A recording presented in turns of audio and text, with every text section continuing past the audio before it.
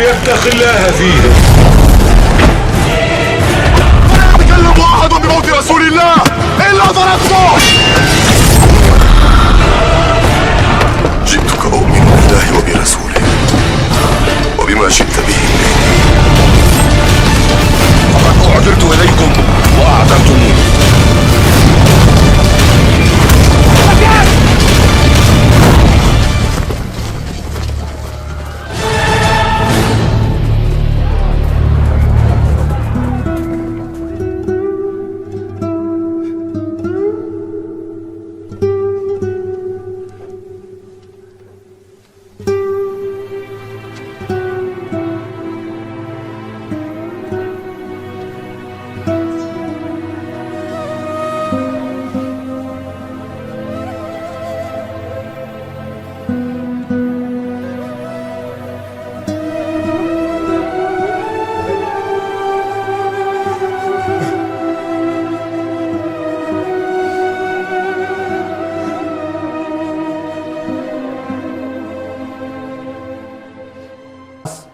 Pemboikotan kafir Quraisy terhadap keluarga Nabi Muhammad SAW.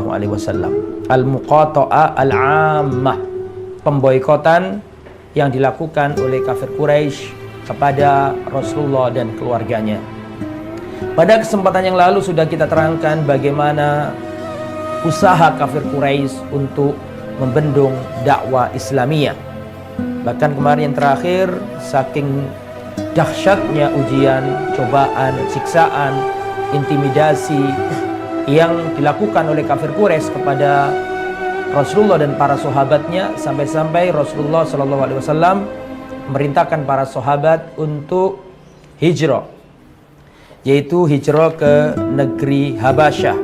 Ya, dan kemarin sudah kita jelaskan, maka ketika semua jalan tertutup rapat, sudah gelap gulita bagi kafir Quraisy untuk membendung dakwah, akhirnya mereka melakukan yang namanya al-muqata'a al-ammah, pemboikotan yang dilakukan kafir Quraisy terhadap Rasulullah dan keluarga besarnya. Maka terjadilah perjanjian, terjadilah musyawarah ya di antara orang-orang kafir, para dedengkot-dedengkot kafiran. Mereka mengumpulkan kabilah-kabilah di kota Mekah dan mereka sepakat.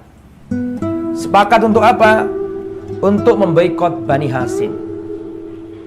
Untuk la yubayi'uhum, ya, alla yunakihuhum, tidak menikahi perempuan-perempuannya Bani Hashim, keluarganya Nabi. Wala yubayi'uhum, dan tidak menjual sesuatu kepada Bani Hashim.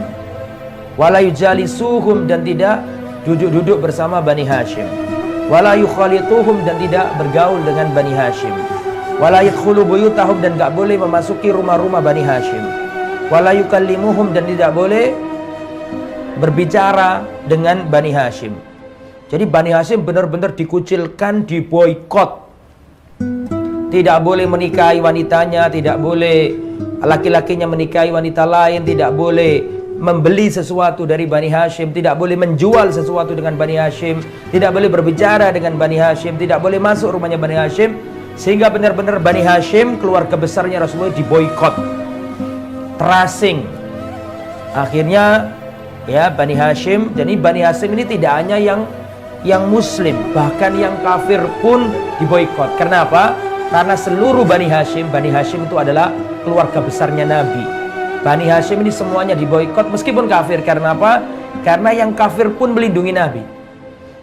Jadi paman-paman Nabi, ya, kemudian keluarga besarnya Nabi yang kafir-kafir belum masuk Islam itu membelai Nabi semua. Kecuali satu yang tidak ikut membela, itu Abu Lahab. Dia termasuk yang tidak diboikot. Adapun seluruh keluarga besarnya Nabi diboikot, dikucilkan, tidak beli kepada mereka, tidak jual kepada mereka, tidak berbicara kepada mereka, tidak boleh menikahi perempuan mereka, dan tidak boleh laki-laki menikah dengan laki-laki Hashim, tidak boleh menikah sama laki-laki atau perempuan dari suku Quraisy. Benar-benar diboikot, dikucilkan, nggak bisa apa-apa. Akhirnya apa yang terjadi? Keluarga besarnya Rasulullah SAW ya berada di Syi'ab, ya, di Syi'ab, Abi Thalib, yaitu di suatu tempat di lembah, ya. Mereka di lembah terkucilkan di sana.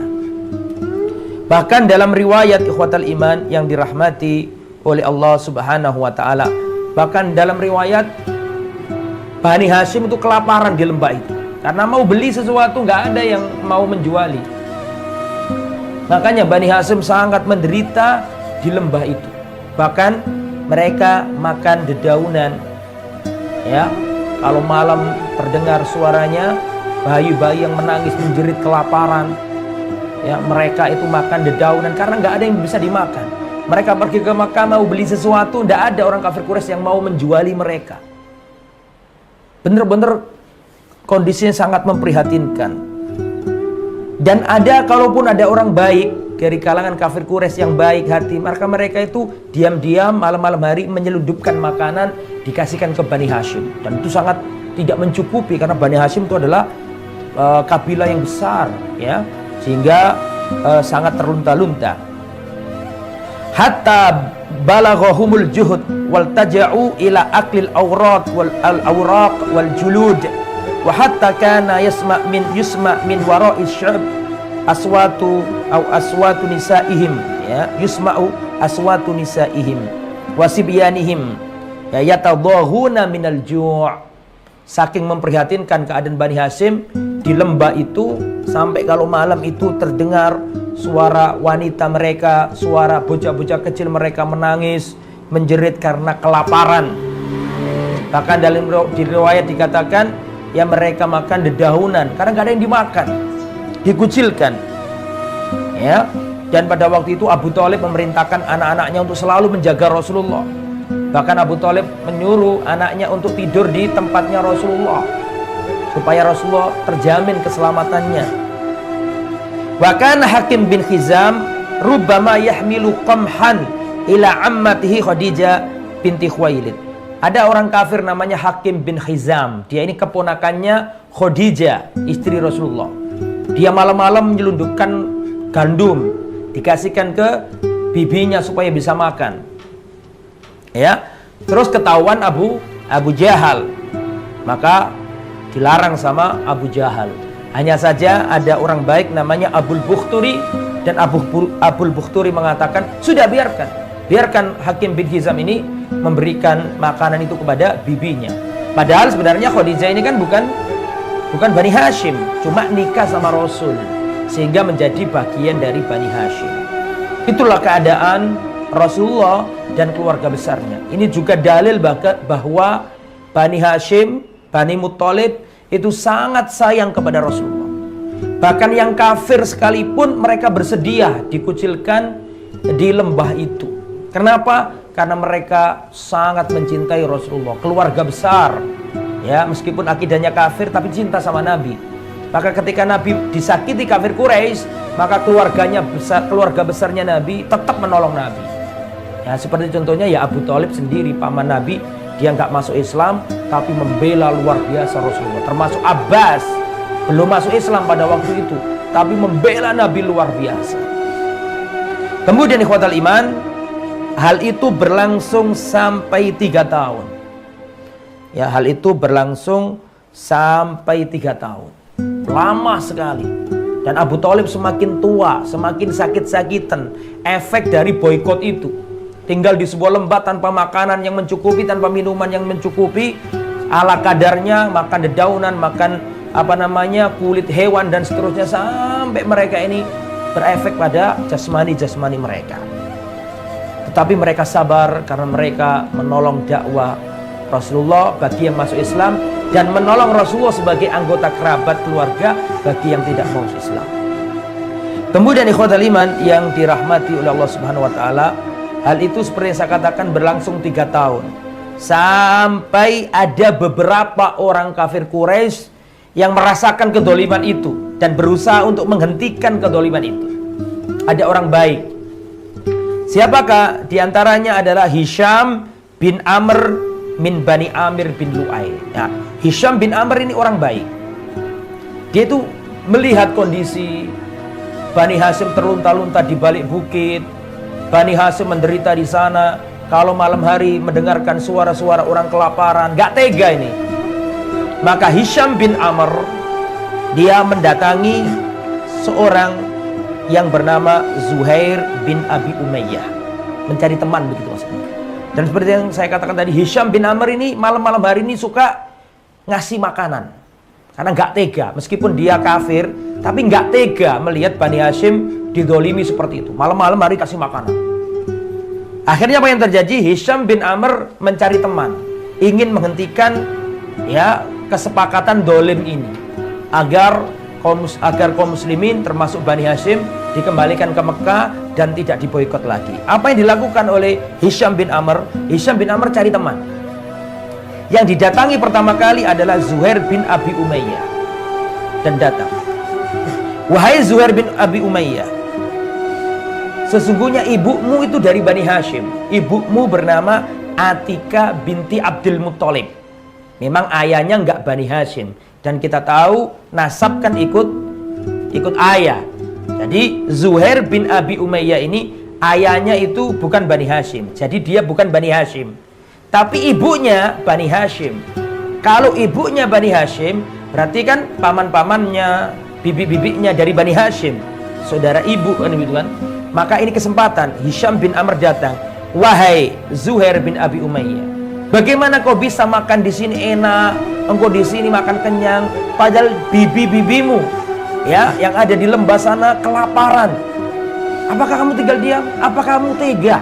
Kamu di sini tidur enak, nyaman, tentram, sedangkan bibi-bibimu dari pihak ibu terluka dan mereka menderita di lembah sana. Apa kamu tidak merasakan kedoliman ini? Maka mendengarkan omongannya Hisham bin Amr, maka Zuhair berkata, wallahi sebenarnya pikiranku juga seperti itu, tapi apalah daya saya cuma seorang, gak ada teman. Maka apa yang terjadi? Kata Hisham bin Amr, kamu tidak sendirian, ada orang lain yang seperti kamu. Siapa orangnya? Ya saya ini, kata Hisham bin Amr. Wahai Zuhair, kamu tidak sendirian dalam ini, ada orang yang lain yang seperti kamu. Siapa? Aku sendiri, yaitu Hisham bin Amr. Kata Zuhair, kalau gitu tolong carikan orang lain yang ketiga. Maka berangkatlah Hisham bin Amr menuju Al-Mut'im bin Adi. Setelah ketemu, didatangi oleh Hisham, wahai Mut'im bin Adi, tidakkah selama ini kita merasakan ada kedoliman di sini? Bani Hashim ada di balik bukit, di lembah, mereka kelaparan, mereka menderita, mereka sakit, mereka menjerit. Kita di sini enak-enakan. Padahal Bani Hashim adalah keluarga besar kita juga, orang-orang sesama penduduk Mekah, sesama keturunannya Quraisy. Bagaimana kita bisa membiarkan kedoliman yang terjadi? Kesepakatan ini harus dihentikan. Maka Mut'im bin Adi mengatakan, apa celaka, waihat celaka, mada asna, apa yang bisa saya lakukan, saya cuma seorang. Maka kata Hisham, kamu ada orang lain yang seperti dirimu. Siapa? Zuhair dan aku juga. Ya, Zuhair dan aku. Berarti sudah 3 orang terkumpul. Kemudian kata Mut'im bin Adi, kalau begitu carikan orang lain.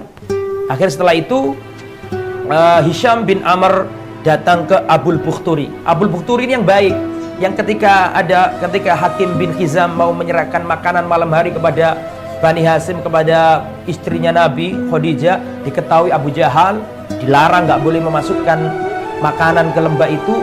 Terus ketemu Abul Bukhturi, kata Abul Bukhturi, biarkan dia ngasih ke bibinya, kasihan nggak bisa makan mereka. Nah, berarti kan ada kebaikan dalam Abul Bukhturi ini. Maka didatangi oleh Hisham bin Amr, wahai Abul Bukhturi, engkau adalah orang yang terpandang. Apa kita rela membiarkan kedoliman terjadi? Bani Hashim dibiarkan di sana menderita, menjerit, kelaparan, berteriak-teriak, sakit, susah payah di lembah. Apa kita tega membiarkan kedoliman ini? Maka Abul Bukhturi mengatakan, celaka, apa yang bisa aku lakukan? Saya cuma 1 orang. Maka dikatakan, tidak, kamu tidak seorang. Ada orang lain yang seperti kamu. Siapa itu? Zuhair bin Abi Umayyah. Kemudian dikatakan juga Al-Mut'im bin Adi, dan saya sendiri, dan dirimu sudah 4. Kata Abul Bukhturi, tolong carikan 1 orang lagi. Maka Hisham bin Amr berangkat ke Zam'a bin Aswad bin Muttalib. Zam'a bin Aswad bin Muttalib sama. Kata Hisham, tidakkah kita menghentikan perjanjian kedolim ini? Apa kita tega membiarkan Bani Hashim kelaparan, menjerit-jerit di malam hari karena kesulitan, mereka sakit, mereka menderita, kita boikot mereka, mereka nggak bisa beli makanan, mereka terlunta-lunta di balik bukit, di lembah. Apa kita tega? Maka kata Zam'a bin Aswad, celaka. Saya cuma satu orang, apa yang bisa saya lakukan? Apa mungkin saya bisa menghentikan kedzaliman ini? Saya cuma seorang. Maka kata Hisam, enggak, kau enggak seorang, ada 5. Siapa saja? Aku, kemudian Mut'im bin Adi, kemudian Zuhair, kemudian Abul Bukhturi, dan kamu. Berarti 5 orang. Mari kita bergerak 5 orang ini. Bagaimana supaya kita membentuk opini agar orang Quraisy ini mau menghentikan kesepakatan dolim ini. Itu yang terjadi, ikhwatal iman, yang dirahmati oleh Allah Subhanahu wa ta'ala. Akhirnya mereka sepakat, ya sudah, kalau begitu besok kita harus kumpul di Masjidil Haram. Perhatikan, kita harus kumpul di Masjidil Haram. Ketika orang-orang ada di situ, kita sepakat, kata Zuhair, biarkan besok aku yang pertama kali ngomong.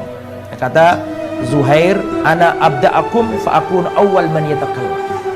Kata Zuhair, ini besok aku yang pertama mulai ngomong. Terus dibagi, Zuhair ada di pojok sana, kemudian Abul Bukhturi ada di sana, dipencar-pencar pokoknya. 5 orang ini dipencar-pencar. Ada yang di sana Zuhair, ada Hisham bin Amr, ada Abul Bukhturi, ada Mut'im bin Adi, kemudian ada Al-Aswad, Zam'a bin Aswad. 5 orang disebar di penjuru Ka'bah atau di Masjidil Haram, dipencar. Maka besoknya Zuhair mengatakan, di tengah manusia ini pinter ini, siasatnya dipencar-pencar sehingga yang ngomong ini kelihatannya orang banyak, ya padahal cuma 5 orang doang. Padahal cuma 5 orang doang, tapi disebar di berbagai tempat di sudut-sudut Masjidil Haram. Dimulai dari Zuhair. Zuhair berkata, ya ahla Makkah, anakulu ta'ama wa nalbathu thiyaba wa banu Hashim halaka la yuba'u wa la yubta'u minhum wallahi la aq'ud hatta tushakku hadhihi as-sakhif al-qati adh-dhalima. Kata Zuhair, wahai penduduk Mekah, apakah kita ridho bisa makan enak, bisa pakai pakaian yang bagus, sedangkan Bani Hashim ada di lembah, mereka binasa, kelaparan, mereka menderita, gak bisa beli, gak bisa jual, mereka kelaparan sampai makan dedaunan. Apa kita tega? Wallahi demi Allah, aku tidak duduk sampai perjanjian dolim ini harus dibatalkan. Perjanjian ini harus dirobek, dibatalkan. Gak boleh kita saling tolong menolong dalam kedoliman ini, harus dihentikan. Ini ucapannya Zuhair. Maka ketika Zuhair ngomong kayak gitu, kedengaran Abu Jahal. Abu Jahal marah, dan Abu Jahal mengatakan, kadzabta wallahi la tusyakku. Engkau berdusta wahai Zuhair, demi Allah perjanjian ini gak boleh dibatalkan. Perjanjian ini harus terus berlanjut sampai Bani Hashim menyerahkan Muhammad kepada kita untuk kita bunuh. Ketika Abu Jahal ngomong kayak gitu, maka Zam'a bin Aswad yang ada di pojok yang lain berkata, anta wallahi akdzab. Engkau berdusta wahai Abu Jahal. Demi Allah kami nggak ridho dengan kesepakatan ini. Ini adalah ulahmu dulu. Kami nggak ada yang sepakat dengan kedoliman ini. Setelah itu Abul Bukhturi di tempat yang lain mengatakan, benar yang diomongkan Hamzah, benar yang diomongkan Zuhair.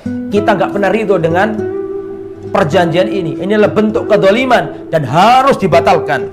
Maka Mut'im bin Adi di tempat yang lain berkata, benar yang diomongkan orang-orang ini. Ini adalah perjanjian dolim. Ini adalah sebuah kesepakatan yang bisa membunuh orang. Ini dolim, harus dihentikan. Dipencar-pencar. Setelah itu Hisham yang terakhir di pojok yang lain mengatakan, betul yang dilakukan orang 4 tadi, bahwa ini adalah kesepakatan dolim, ini adalah bentuk kedoliman, gak boleh diteruskan, harus dihentikan. Jadi 5 orang, tapi kelihatannya banyak karena di pojok sana, pojok sana, pojok sana, pojok sana sudah dibagi, diatur sedemikian rupa, sehingga ketika 5 orang di pojok-pojok ini mengatakan, kelihatannya banyak orang yang. Maka ketika 5 orang ngomong kayak gitu, itu terkesan kan banyak yang berpendapat seperti itu. Akhirnya Abu Jahal bukan orang bodoh, dia ngerti, dan Abu Jahal mengatakan, hada amrun qudhiya bil lail, hada amrun tubbira fil lail.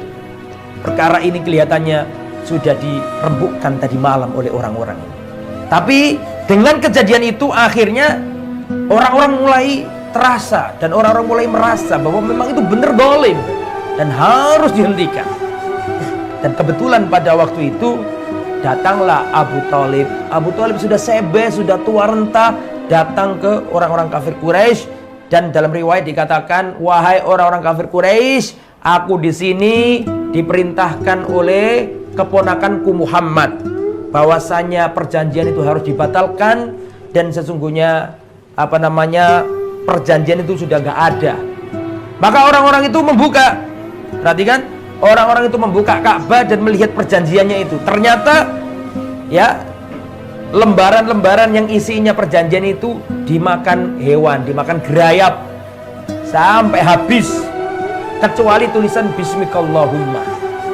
Tulisan Bismikallahumma itu yang masih utuh, yang tidak dimakan gerayap. Adapun tulisan-tulisan pemboikotan itu lenyap dimakan gerayap. Akhirnya semenjak itulah orang kafir Quraisy ya tidak bisa mengelak lagi, Abu Jahal gak bisa mengelak lagi. Akhirnya pemboikotan itu diselesaikan pada hari itu, sehingga Bani Hashim kembali ke kota Mekah yang sebelumnya dikucilkan.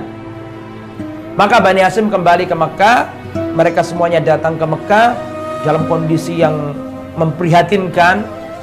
Bahkan Abu Thalib, pamannya Rasulullah SAW, kondisinya sangat parah, semakin turun terus kesehatan fisiknya, bahkan ini menjadikan Abu Thalib menuju kematian ya, karena dahsyatnya pemboikotan itu.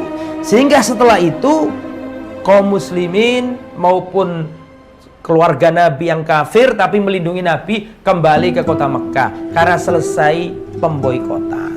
Lah, selesai itu pemboikotan ya, terjadi selama berapa tadi? 3 tahun. Setelah itu kafir Quraisy tidak berhenti sampai di situ. Kafir Quraisy melihat bahwa kondisinya Abu Thalib semakin turun, semakin drop, semakin sakit-sakitan.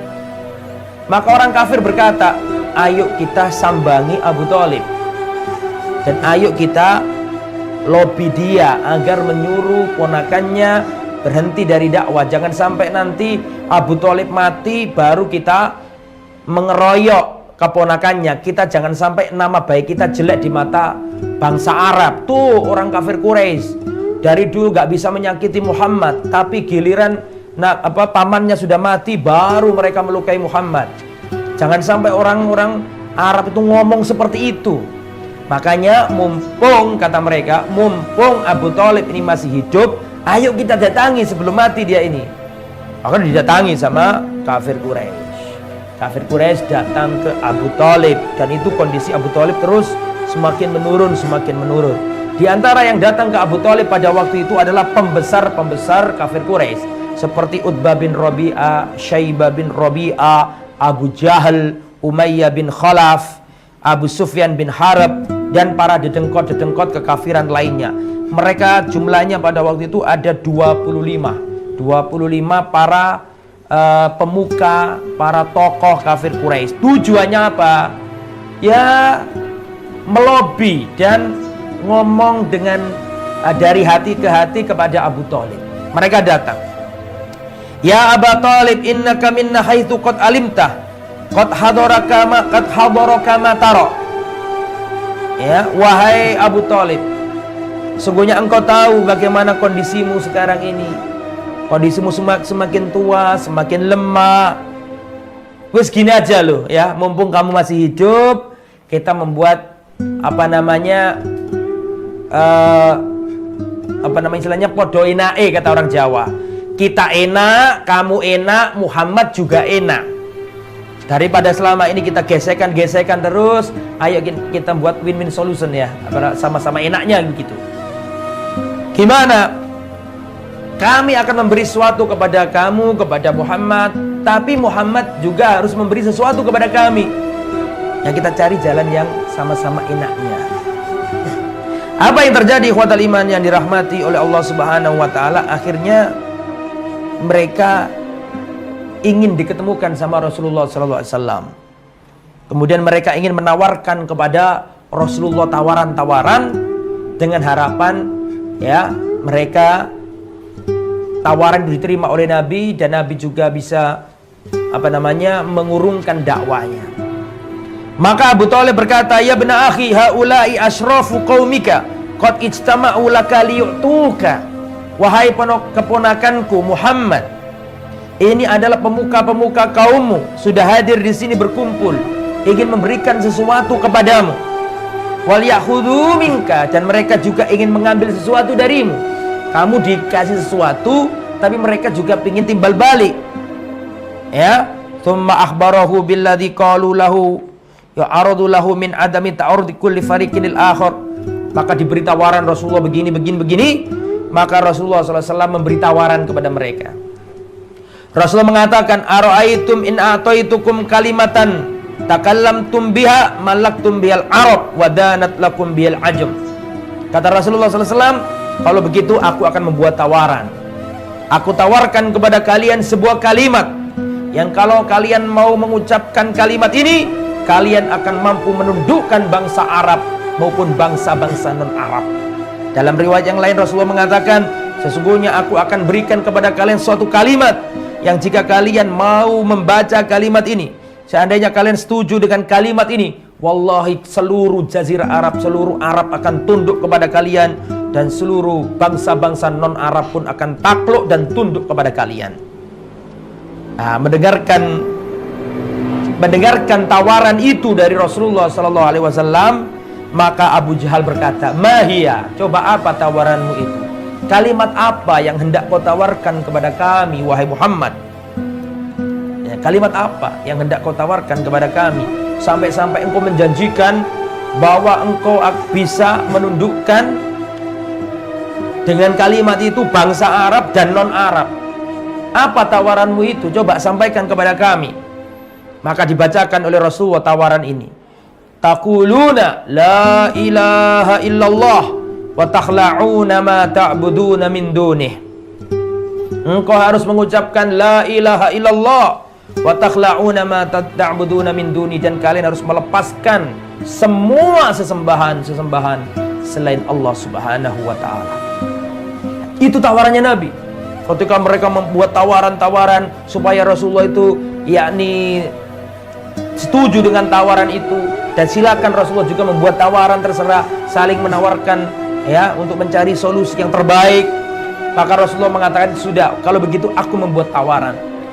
Ya, aku berikan kepada kalian sebuah kalimat yang kalau kalian mau mengimani kalimat ini, bangsa-bangsa Arab akan takluk kepada kalian, dan bangsa-bangsa non-Arab pun akan tunduk kepada kalian. Kata Abu Jahal, oke, kalimat apa itu? Maka dibacakan oleh Nabi, katakanlah kalimat la ilaha illallah, tiada yang berhak disembah selain Allah, dan kalian harus melepaskan semua berhala-berhala kalian. Nah, itu tawarannya Rasulullah. Mendengarkan ucapan Rasulullah, maka Abu Jahal berkata, aturidu ya Muhammad an taj'alal alihata ilahan wahidan inna amraka la'ajib. Kata Abu Jahal, ya Muhammad, apakah engkau ingin menjadikan sesembahan yang banyak ini yang kita miliki menjadi satu Tuhan saja? Sesungguhnya ini adalah perkara yang aneh darimu, wahai Muhammad. Tidak mau. Dikasih tawaran enak, tidak mau. Ya. Dan nanti ucapannya Nabi itu terbukti loh. Ya, ketika orang itu beriman kepada Nabi, seluruh Arab tunduk kepada Rasulullah, dan orang non Arab pun ditundukkan di zamannya Abu Bakar, di zamannya Umar bin Khattab. Persia tumbang dan Romawi lari ke Konstantinopel. Benar ucapannya Nabi ini. Tapi orang kafir Quraisy tidak memahaminya dan gak mau mengucapkan la ilaha illallah. Gak mau mereka. Nah, kemudian ikhwatal iman yang dirahmati oleh Allah Subhanahu wa taala, ada juga hal lain ya yang ditawarkan kepada Rasulullah SAW yang kapan hari belum kita sampaikan. Ini tawaran memberikan yang namanya toleransi, kata mereka.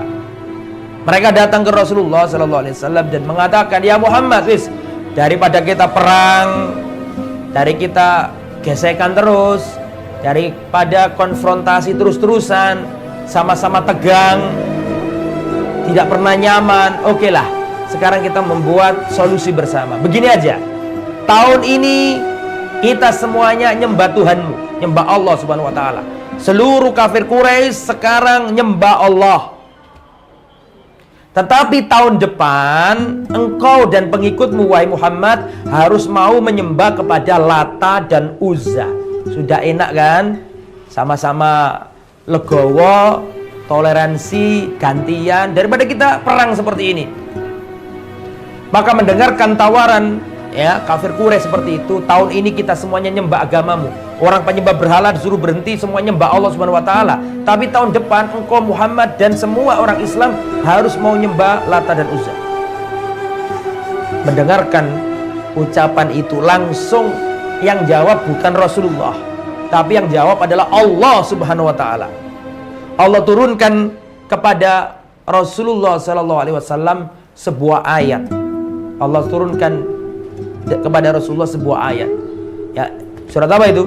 Qul ya ayyuhal kafirun. Katakanlah wahai orang-orang kafir, la a'budu ma ta'budun. Kami enggak nyembah apa yang kalian sembah.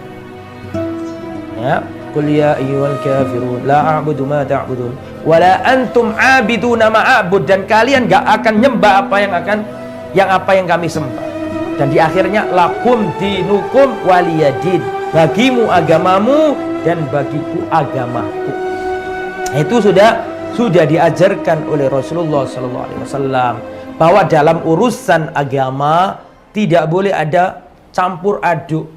Harus ada garis pemisah yang sangat tegas, sangat jelas. Padahal itu kondisinya Rasulullah lemah. Ditawari kayak gitu, tetap gak mau. Padahal kan biasanya kalau orang lemah itu setuju dengan permainan musuh. Tapi Rasulullah tidak mau. Ya Rasulullah nggak mau terjebak. Itu nggak boleh, dilarang oleh agama. Setahun nyembah Allah, setahun nyembah patung. Rasul nggak mau. Makanya dalam masalah agama itu Rasulullah sudah memberi batasan. Toleransi itu sudah diajarkan Islam. Ya bahkan Rasulullah dalam peperangan, jika kalian melihat para pendeta ada di gerejanya, jangan dibunuh. Jangan membunuh para biarawan yang ada di gerejanya. Ya, dan Rasulullah SAW mengajarkan kebaikan. Ya Rasulullah mengunjungi bocah kecil yang beragama Yahudi, dijenguk sama Nabi ketika sakit. Nggak ada masalah. Dari sisi sosial tidak ada masalah. Ada seorang punya tetangganya ini Nasrani atau Yahudi. Kemudian tetangganya itu butuh bantuan karena butuh ke rumah sakit, nggak ada yang nganterkan. Kemudian minta diantarkan Anda pakai mobil, terus Anda mau, maka Anda dapat pahala. Karena ini urusan duniawiyah, menolong orang kafir pun kita dapat pahala. Kalau itu urusan sosial, urusan muamalah, tidak ada masalah. Tapi ketika urusan agama, nggak boleh campur aduk. Nggak boleh kita datang ke gereja, ikut sholawatan di gereja, ikut sholat di gereja, ikut pidato di gereja, ikut ceramah di gereja. Untuk apa?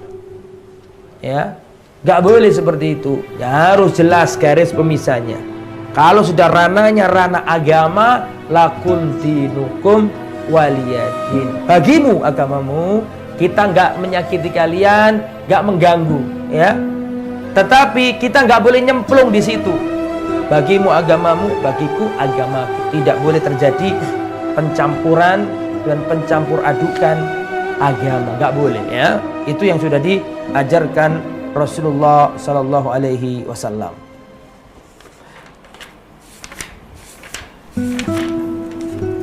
Ikhwatal iman yang dirahmati oleh Allah Subhanahu wa taala. Jadi itu ya materi pada pertemuan kali ini, tidak panjang memang, dan besok ada materi yang panjang. Kalau kita jelaskan sekarang maka akan terputus nanti. Selanjutnya jika ada pertanyaan kami persilakan. Jadi itu adalah materi tentang al-muqata'ah al-ammah atau pemboikotan kafir Quraisy kepada Bani Hashim, karena Bani Hashim dianggap melindungi Rasulullah SAW. Maka yang diboikot tidak hanya Nabi, tapi Bani Hashim dan kafir Quraisy pun ikut diboikot oleh orang kafir Quraisy. Nah, silakan kalau ada pertanyaan kami persilakan.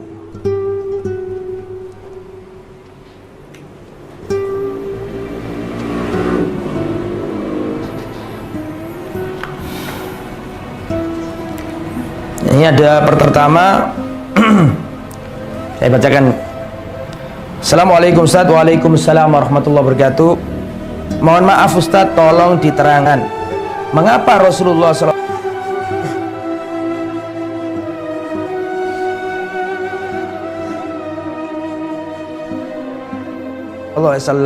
sebagaimana yang pada pertemuan yang dulu diterangkan, Rasulullah ketika umur 1 tahun sampai umur 4 tahun diasuh oleh seorang wanita namanya Halimah Sa'dah.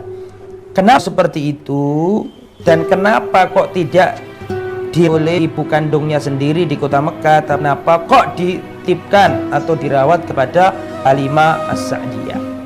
Mohon jawabannya Ustaz. Terima kasih, jazakumullah khairan. Jadi ikhwatal iman, memang benar sudah sampaikan pada pertemuan yang lalu bahwa Rasulullah SAW itu lahir dalam keadaan yatim, ya, lahir ke bumi, beliau tidak sempat melihat ayahan beliau, tidak sempat. Nah, kemudian beberapa hari atau beberapa minggu Rasulullah SAW dicarikan ibu susu, ya, maka Halimah Sa'diyah menjadi ibu susunya Rasulullah dan rawat Rasulullah tinggal di lembah yang jauh dari kota Mekah. Apa sebabnya? Ada beberapa alasan yang disebutkan oleh para ulama. Yang pertama, ikhwatal iman, kenapa itu bukan? Itu sudah menjadi kebiasaan bangsa Arab. Sudah menjadi kebiasaan bangsa Arab, kalau punya bocah kecil yang baru bayi dicarikan ibu untuk menyusuinya, dibawa ke lembah. Dan ada suku atau kabilah yang terkenal yang pekerjaannya seperti itu, namanya kabilah Bani Sa'ad. Jadi di kabilah Bani Sa'ad itu wanita-wanitanya memang tukang susu. Mereka di kota cari-cari bayi terus dibawa ke desa-desa mereka. Itu dilakukan satu agar hindar dari wabah yang ada di kota. Karena pada waktu sering terjadi wabah di kota, sehingga bocah kecil ini dirawat di daerah lembah-lembah, di desaan, di gurun yang jauh dari hiruk-pikuk manusia yang ada di kota. Itu satu, untuk menghindarkan bocah-bocah kecil dari wabah. Yang kedua alasannya adalah bocah-bocah kecil ini menikmati udara yang bagus, udara yang baik, yaitu di lembah-lembah itu. Ya, udara yang tidak terkontaminasi oleh polusi-polusi yang ada. Itu dua.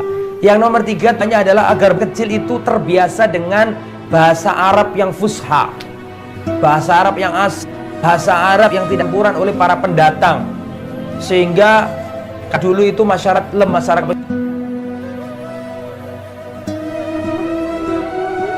misalnya Badui itu kenal dengan kekuatan bahasa, sehingga agar bocah kecil ini memiliki sarwa lughawiyah, kemampuan bahasa tinggi, sastra yang tinggi, makanya anak-anak kecil dibawa ke lembah. Itu wallahu alam salah satu atau kurang lebih 3 alasan tadi yang saya uraikan, yang ditulis oleh para ulama kenapa itu dulu dilakukan. Wallahu a'lam bishawab. Silakan jika ada pertanyaan lagi.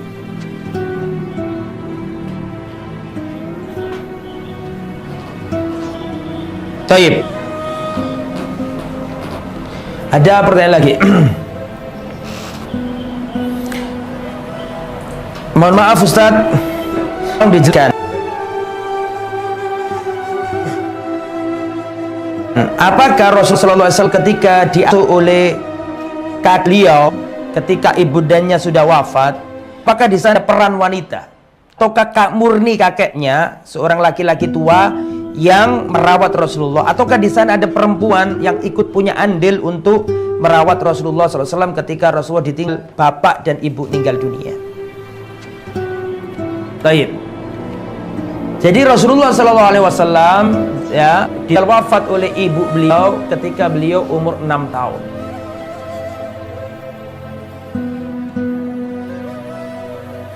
Jadi Rasulullah itu menjadi bocah yatim piatu ketika umur 6 tahun.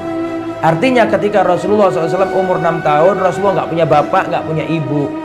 Nah, yang rawat setelah itu tanggung jawab rawat itu diambil oleh kakek beliau yang bernama Abdul Muthalib. Ya, maka Nabi umur 6 tahun, ya kurang lebih ya TK itu ya, TK 1 itu Rasulullah ikut mbah atau ikut kakek. Apakah di sana peran seorang wanita yang merawat Nabi? Ada. Nah, siapa nama wanita itu? Ada yang tahu? Siapakah wanita yang merawat Nabi? Wanita itu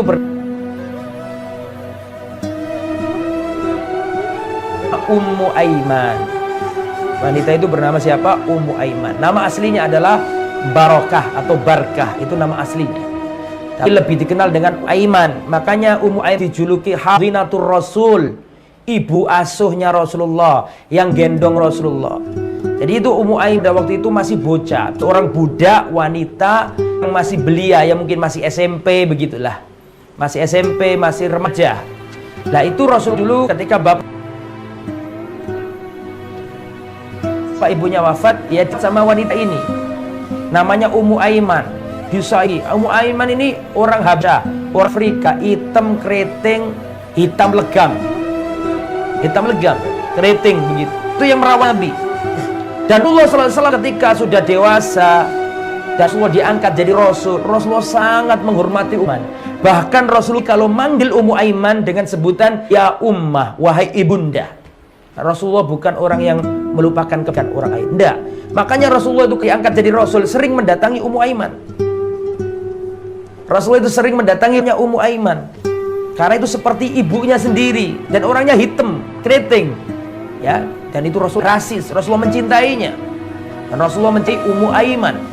Iman yang dirahmati oleh Allah Subhanahu wa taala. Nah, makanya nanti ketika Rasulullah SAW wafat, Abu Bakar dan Umar ini datang ke rumahnya Ummu Aiman.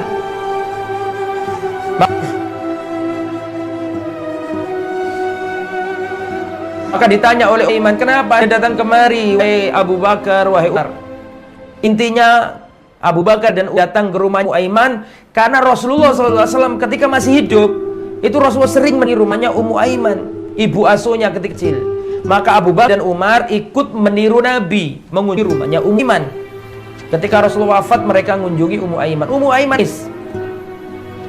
kata kerdan, kenapa engkau menangis? Tidak engkau yakin bahwa apa yang ada di sisi Allah itu lebih baik untuk Rasulullah daripada dunia ini?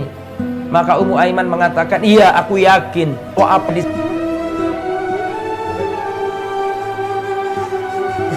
sisi Allah itu lebih baik untuk Rasulullah SAW. Hanya aku menangis karena dengan wafatnya Rasulullah, ayat tidak akan turun lagi ke muka bumi sampai hari kiamat. Itu yang membuat Ummu Aiman menangis. Aku menangis bukan Rasulullah wafat. Aku tahu wafat Rasulullah akan menjumpai yang terbaik di sisi Allah daripada dunia ini. Tapi aku menangis karena mulai detik ini tidak akan turun dari langit ayat sampai hari kiamat turun lagi. Mendengar ucapannya Ummu Aiman itu, maka Abu Bakar dan Umar akhirnya menangis karena menangisi apa yang ditangisi Ummu Aiman. Nah, itulah ikhwatal iman yang dari Allah. Nah, kalau pertanyaannya siapakah wanita yang merawat Nabi, karena masa kok cuma mbah saja, kakek saja, apa nggak ada senda? Kita jawab ada. Kita tadi bernama Ummu Aiman. Nama aslinya adalah Barokah atau Barkah, dan beliau adalah bukan orang Arab asli, tapi orang dari suku Habsyah, dari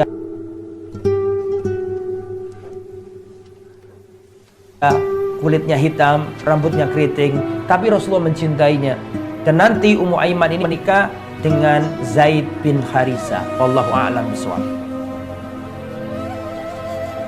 Kemudian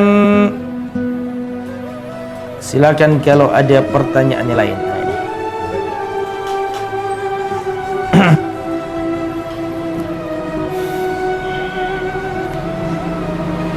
Baik, Ustaz, sering diterangkan bahwa Rasulullah SAW dulu itu dianggap orang yang amanah, jujur, dan orang kafir Quraisy sangat menghormati Nabi, sangat mencintai Nabi. Tapi mengapa ketika Rasulullah diangkat jadi Rasul, kenapa mereka jadi benci? Mengapa mereka kok berubah, yang mana aslinya mereka menjuluki Rasulullah dengan gelar Al-Amin, tapi ketika Rasulullah SAW mendakwakan Islam, mereka berubah 180 derajat, mereka akhirnya membenci dan memusuhi Nabi. Apa sebabnya? Sebabnya ya jelas ya, karena mereka terusik adahnya. Nah, Rasulullah SAW datang dengan membawa akidah baru, akidah tauhid, akidah yang bersih dari kesyirikan. Dan ini tentang oleh kafir Quraisy karena ini menyelisih akidah mereka. Jadi hanya kok Rasulullah ketika mendakwakan Islam kok dimusuhi, padahal orang kafir Quraisy itu tahu Rasulullah selama ini orangnya baik, akhlaknya baik, tutur bahasanya baik, terpercaya, amanah, yang ganteng, nyenengkan orang, nggak pernah nyakiti orang. Semua orang Mekah kata Rasul itu manusia terbaik. Tapi kenapa ketika jadi Rasul berdakwah, mendakwah Islam, kenapa kok ada beberapa alasan, maaf. Alasan pertama, karena Rasulullah datang membawa akidah yang baru yang tidak sesuai dengan akidahnya kafir Quraisy. Rasulullah SAW diangkat jadi Rasul membawa misi akidah yang benar, nyembah Allah saja, mentauhidkan Allah saja, dan meninggalkan berhala-berhala dan sesembahan-sembahan selain Allah. Itu misi yang dibawa Nabi. Lah misi ini tidak cocok dengan kultur atau budaya kafir Quraisy yang mana mereka itu sudah darah daging sama berhala-berhala. Lah ideologi ini hendak di Nabi, akan tidak mau. Mereka tidak mau. Mereka sekuat tenaga untuk melawan Nabi karena dianggap Rasulullah itu membawa bid'ah. Rasulullah membawa ajaran baru yang dulu tidak ada. Rasulullah dianggap sebagai orang yang mengajak orang itu murtad dan namanya ini. Nah, ini alasan yang pertama, faktor akidah. Dan akidah ini yang paling utama, yang paling dominan. Tapi itu tidak menjadikan hilangnya faktor-faktor lain. Ada faktor yang lain selain faktor akidah. Faktor yang lain itu, diantaranya ya faktor lain, yang kedua adalah faktor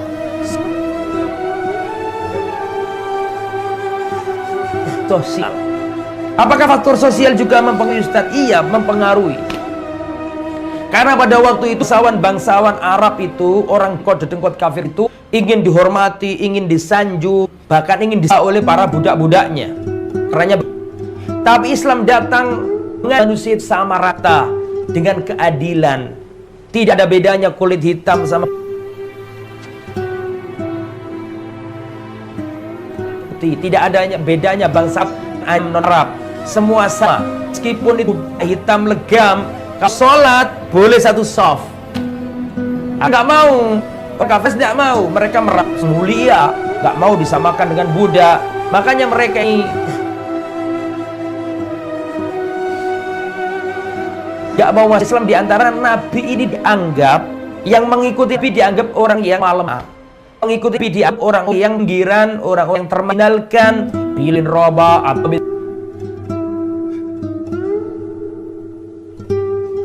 Maud, Suhaib Ar-Rumi, Amr Yasir, Sumayyah, Zinira. Jadi wanita dan orang-orang lemah itu ikut Nabi. Sehingga itu gini, lo ngapain aku masuk Islam? Kalau masuk Islam aku dadi koncone wong kiri iki. Nek aku masuk Islam, mau aku koncoan karo Bilal. Kalau aku masuk Islam, mau koncoan Ammar bin Yasir. Gengsi. Faktor sosial menyebabkan mereka nggak mau Islam karena menganggap orang-orang yang Islam itu orang-orang orang tidak berpendidikan, orang yang lemah ekonomi, sehingga kami Islam tidak mau. Sosialnya akan turun nanti. Itu faktor yang nomor 2. Itu menjadi faktor. Tapi faktor tamat akidah ya. Dan faktor yang nomor 3 adalah faktor ekonomi. Apakah mungkin juga faktor ekonomi pengaruh? Bisa saja. Banyak motif mereka musuh dakwah. Di antaranya adalah faktor ekonomi. Kenapa? Karena mereka itu sakish.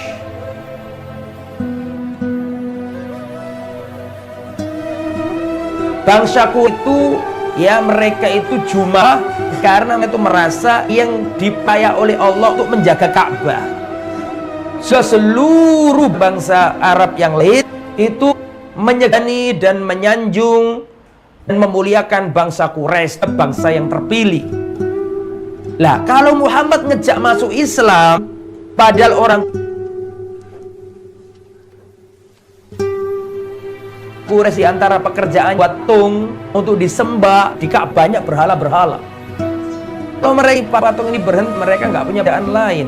Kalau secara ekonomi, kalau Muhammad mendakwah Islam, maka pekerjaan mereka terganggu sisi ekonomi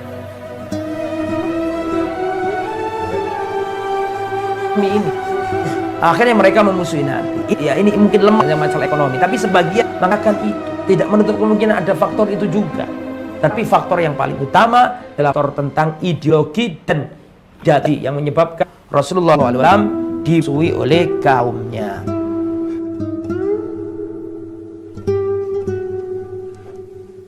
Itu ya, wallahu a'lam. Kemudian pertanyaannya berikutnya. Assalamualaikum Ustaz. Waalaikumsalam warahmatullahi wabarakatuh. Ustaz, tolong diceritakan bagaimana proses wafatnya Abu Thalib dan kenapa dia tidak mau maslah, padahal dia selama ini telah menolong dakwah Nabi dan membela Nabi. Kenapa sampai akhir hayatnya dia tidak masuklah? Terima kasih Ustaz, jazakallahu khair. Bagaimana kita kematiannya Abu Thalib itu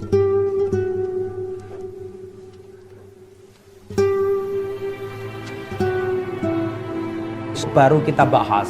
Jadi tadi kan kita jelaskan terjadi pemboikotan di kota Makkah, sehingga pemboikotan kepada Bani Hashim itu menyebabkan Abu Thalib pengaruh secara fisik, semakin tua, semakin renta, semakin sakit. Pada pertemuan yang akan datang di hari yang sama, hari Kamis 4 atau pukul 6 waktu Indonesia Barat, besok akan kita akan bagaimana wafatnya Abu Thalib dan pelajaran apa yang dipetik dari kematiannya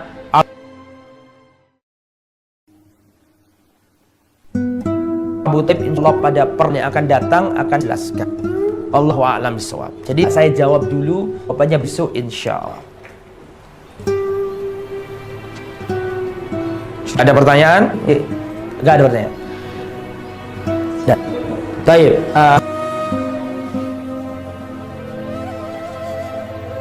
Fadalan yang dirahmati oleh Allah Subhanahu wa taala, kurang lebih 50 menit atau 55 menit saya sampaikan tadi, atau ya bahasan tentang sirah Rasulullah sallallahu alaihi wasallam. Insyaallah akan kita lanjut pertemuan yang akan datang. Mohon maaf segala khilafan, kita bisa istiqomah meneladani Rasulullah SAW yang cintai Rasulullah Sallallahu Alaihi Wasallam. Semoga benar bermanfaat. Subhanakallahumma wa bihamdika, asyhadu an la ilaha illa anta, astaghfiruka wa ilaika. Assalamualaikum warahmatullahi wabarakatuh.